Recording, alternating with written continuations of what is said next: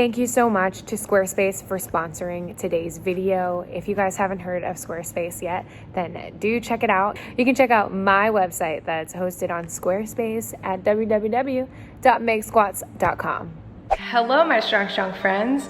In today's video, I'm going to teach you how to properly perform a push-up. Unfortunately, since 2020 has been awful, we're not allowed to go to the gym. A lot of us are still stuck at home, and everyone is doing push-ups. For some of us, that's the only thing we can do. Unfortunately, though, I've seen some of your videos, and we need to do this. We have to do this video. So this video will give you a full, in-depth tutorial on the push-up. If you guys are new here, then hello, my name is Meg, and I make videos teaching you how to get strong and how to perform exercises with good technique. I usually don't do body weight exercises, but let me know now, since a lot of you guys are going more to body weight training, let me know if there are other ones that you want me to go over. Subscribe if you're not already. Subscribe if you want to get strong, and let's get into the tutorial. All right, before we get on the floor, let's think about a few body cues. First things, your neck and head position. You don't want your chin super tucked, and you don't want your head super cocked back, obviously. You want to keep a neutral position so that your body's kind of in a straight line while you're doing the push-up. To continue that straight line, make sure the shoulders aren't shoved up. Those are going down. And try to set your lats. So to set your lats, it's something that we do in a bunch of different movements, like the deadlift, even like the bench press kind of. Practice this with me. Shrug your shoulders up and then push them back and then press down. That's gonna set your lats, so you're kind of getting a strong, stable position in your upper body and setting yourself up so that you can push, right? All right, moving on down the body, I want you to think about your ribs and your pelvis. So think about the bottom of your ribs or your sternum and the top of your pelvis. There's a gap in between them. Try to minimize that gap just a little bit. Not a ton, just a little bit. So your ribs are down and your butt is squeezed so that your core is activated. That's gonna give us that straight line. We're not gonna be hyperextended, pushing out this way, and we're not gonna be super sagged, pushing this way. So that straight line is going to give you some good resistance so that you're actually doing something during your push-up. This is not as good as this, and then this. We've all seen people doing this one. Yeah, I've seen that position before. My little brother. So all of that to say, we're working on those positions so that we're activating the muscles and also just getting in a straight line. Okay, so you've got your glutes squeezed, your sternum's down, ribs are tucked. You're kind of doing this. My abs are on, my core is activated, and my shoulders are not shoved up to my ears, okay? Body is straight. Now the thing that I most often see people mess up is their hand placement. A lot of times people start and they put their hands where their head should go.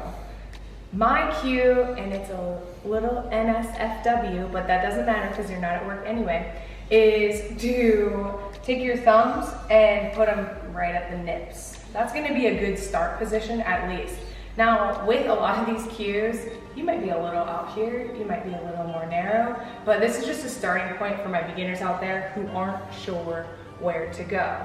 And you might find as you get better and more efficient with the push-up, you might want to come out wider for a different activation, or you might just feel more comfortable out there. So this is just a starting point.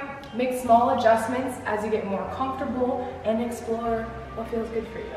So we're gonna start though today with our hands more narrow than what we see a lot of people doing, and thumbs right at the nippies. We all have nipples.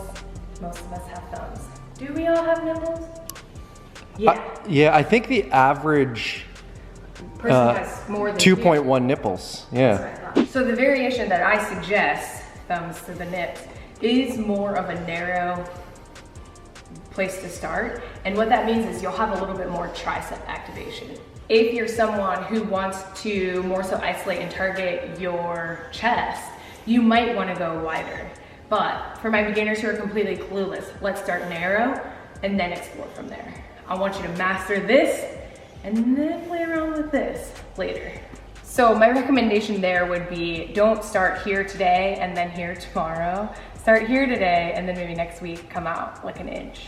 All right, next thing to focus on are our elbows. My tip is to keep your elbows close to your torso. So they're kind of just gonna hug the sides of your bodies, and your fingers will be pointing forward. So they will be pointing straight ahead as you're doing the push-up. What we don't want is a big flare, because it's totally possible to still have thumbs to the nips and then still be flaring out your elbows. And that's just not a great position for your shoulder to be in. It's also just gonna be hard for you to do push-ups. So I want you to be able to do them and do them efficiently, and hugging your elbows in will help with that. A lot of people report wrist pain while doing their push-ups or planks or things like yoga.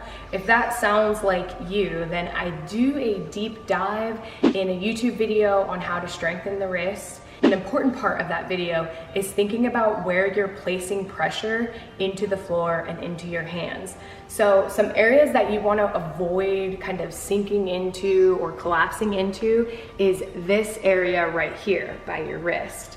The hot spots that you want to kind of press into and sort of like glue them into the ground are the bottom of your index finger, the tip of your index finger, the bottom of your thumb joint, the tip of your thumb, and your pinky. So that way, kind of think about those hot spots, like you're gluing them into the floor, like that's where you're really focusing on. And the rest of your fingertips and what's this part of the hand called?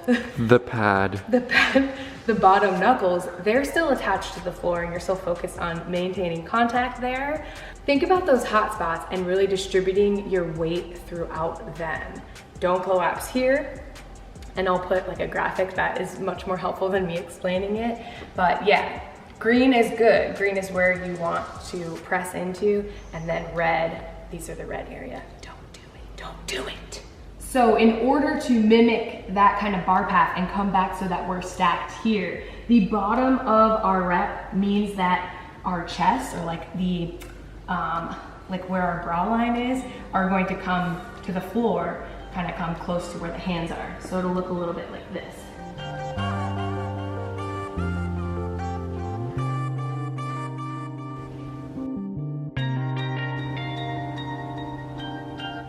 So I know we talked about this a little bit earlier in the video. A lot of times we'll see either hips too high or hips too low. That comes along with finding that good straight body alignment to start, and also comes with strength. So a lot of people revert to one or the other because they're not strong enough to perform the push-up. There are a couple of different ways to modify the push-up. So you might be familiar with doing push-ups on the knees. You can also keep legs extended and raise your hands with an elevated surface like a bench or like a couch. Or a set of stairs. Yeah, you could also just practice push-ups on the wall if you're brand new to them and just get used to some of the form cues without actually adding any resistance. The only other things that I haven't talked about yet are range of motion. To ensure range of motion, you do want to extend fully at the top, and then think about grazing the floor with your chesticles, getting as close as you can, your chest to the floor. And of course, control your tempo. You're gonna get more out of a push-up if your tempo is controlled rather than banging them out. I'd more so prefer, if push-ups are easy for you, to elevate your push-ups or elevate your feet during your push-ups to find a way to find a harder variation rather than you doing like 100. You know what I mean? Same goes on the opposite side of that. I'd rather you do 5 or more modified push-ups rather than trying to bang out one strict push-up. So that goes both ways. Biggest things are to have fun, keep your good form, thumbs to the nips. And that's all. Hopefully you guys enjoyed the push-up tutorial. Hopefully you'll be back in the gym soon. This video is obviously aimed towards beginners, we are coming out with a barbell program aimed at beginners called Before the Barbell. It will be coming out in September. So if that's something that you guys are interested, I'll have the first link down below. Will be all about Before the Barbell so that you guys can learn more about it and hopefully get on a notification list so that whenever it's ready, you can join. All right, bye. Thank you guys so much for checking out today's video. Hopefully you enjoyed it. Again, today's video is sponsored by Squarespace, so thank you to Squarespace for making this one possible. If you guys haven't ever tried Squarespace yourself or checked it out, then you can start by checking out my website, megsquats.com. Squarespace hosts my website, and they honestly make it so easy for me to update everything. It looks amazing. It looks like a professional designed it, not me, myself. I made that website myself, and Squarespace has many features to make your website look super professional. So if you're someone like a personal trainer, you can use all the features that they offer. For example, they offer an appointment scheduler, so your clients can go onto your website and book sessions with you. And also you can do things like pull in your social media accounts, so you're always able to add fresh content to your website, and it'll just pull straight from your Instagram or Twitter. So those are just a few of the features that Squarespace offers. If you guys are starting a business or know that you need a website for something that you're working on, then head to squarespace.com for a free trial. And when you're ready to launch, what you can do is go to squarespace.com/megsquats and you can save 10% off of your subscription. So you can get started and start designing your website completely for free. But whenever you're ready to sign up and make it official, be sure to use my code so that you get an extra discount. Okay, I'm gonna leave all those links down below. Thank you so much, Squarespace, and I will see you guys in the next video. Bye.